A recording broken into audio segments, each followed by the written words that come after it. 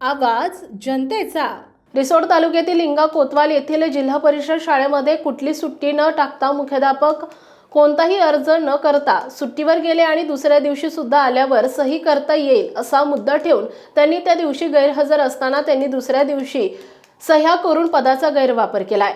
त्या ठिकाणी असलेल्या शिक्षिका यांना सुद्धा मुख्याध्यापकाची पाठराखण करण्याचा मुद्दा समोर आणला, परंतु नंतर शिक्षकांनी मुख्याध्यापक भारत बोरकर वडाच्या दवाखान्याच्या निमित्तानं दाखवून वाशिम येथे गेले कुठली सुट्टी न टाकता त्यांच्या या मनमानी कारभाराला गटशिक्षणाधिकारी हे त्यांची पाठराखण करत आहेत। निवेदन देऊन सुद्धा या गोष्टीचे आतापर्यंत 4 महिने उलटून गेले तरीही त्यांनी कुठलीही कारवाई न करता त्यांची पाठराखण केली आणि निवेदन देऊन 4 महिने होऊन सुद्धा आतापर्यंत ज्यांनी तक्रार केली त्याला कुठलेही उत्तर मिळालेलं नाही। त्यामुळे गटशिक्षणाधिकारी यांच्यावर त्वरित कारवाई करून त्यांना निलंबित करण्यात यावे।